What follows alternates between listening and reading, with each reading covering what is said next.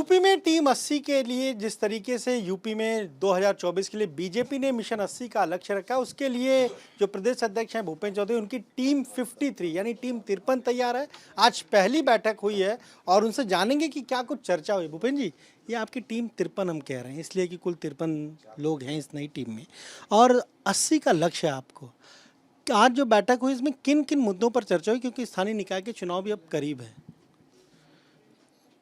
नहीं, पार्टी की रूटीन बैठक थी, कुछ नए लोगों को दायित्व मिले हैं तो एक परीक्षा की दृष्टि से उन लोग, बाकी पार्टी के जो कार्यक्रम अभियान है हमारे, लगातार हमारे पार्टी के कार्यक्रम अभियान और जनता में हमारी उपस्थिति संपर्क लगातार पार्टी का कार्यकर्ताओं का बना रहता है। तो उसकी दृष्टि से हम लोगों ने, पार्टी ने हमारी समीक्षा की और बाकी आगामी जो हमारे कार्यक्रम हैं उनकी चर्चा हम लोगों ने की है।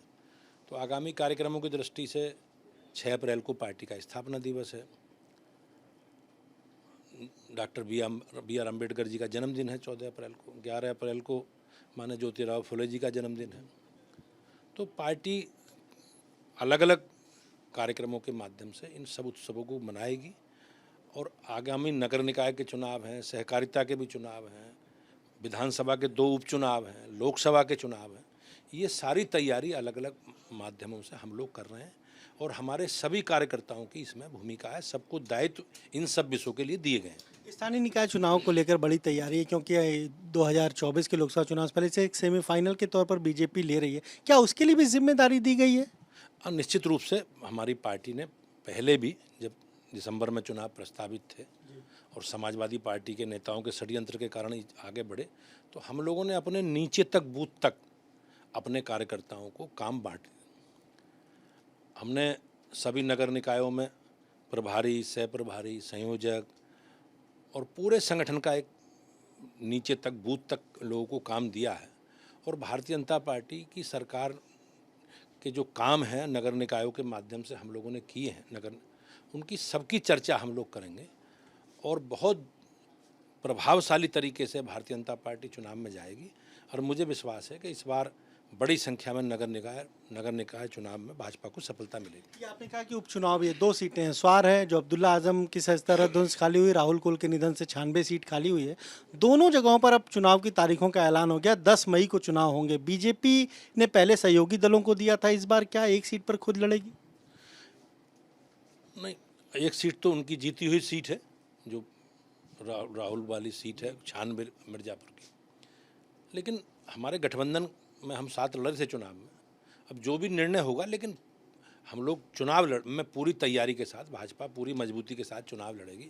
सिंबल चाहे कमल का फूल का हो या उनका कप प्लेट क्या निशान है अपना दल का वो हो, लेकिन हम पूरे गठबंधन में हैं, गठबंधन के साथ मजबूती के साथ चुनाव लड़ेंगे। आजम खां की सीट तो जीत गया, अब अब्दुल्ला आजम की सीट पर भी जीतेंगे? हाँ, निश्चित रूप से भाजपा जीतेगी, मुझे विश्वास है, क्योंकि सरकार ने जो जो काम किए हैं, हमारी केंद्र की सरकार हो मोदी जी के नेतृत्व में, राज्य की सरकार हो योगी जी के नेतृत्व में, जन कल्याण से जुड़े विषय और आम गरीब आदमी के लिए, उनके उत्थान के लिए जो सरकारों ने काम किए हैं, उन कामों का निश्चित रूप से प्रभाव होगा और भाजपा दोनों सीटें बड़े अंतर से जीतेगी। आखिरी सवाल है राहुल गांधी का। जिस तरीके से अब सस्ता रद्द होने के बाद आवास खाली कराया जा रहा है, कांग्रेस के लोगों ने कैंपेन चलाया है, मेरा घर राहुल गांधी का घर।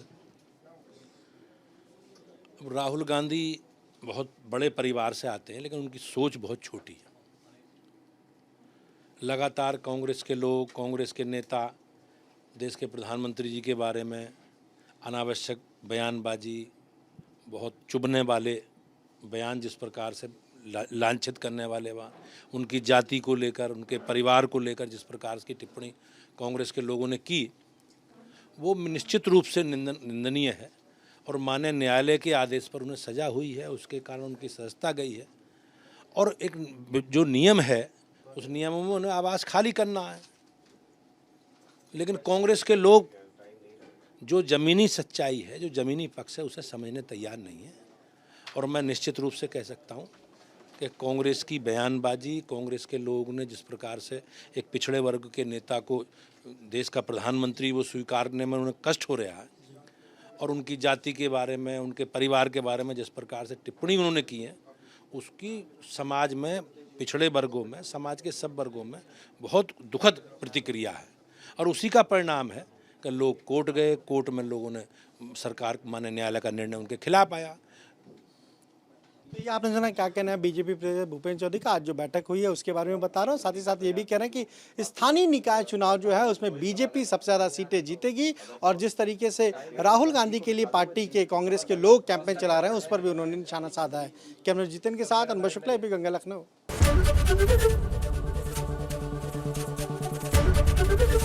एबीपी गंगा, खबर आपकी, जुबान आपकी।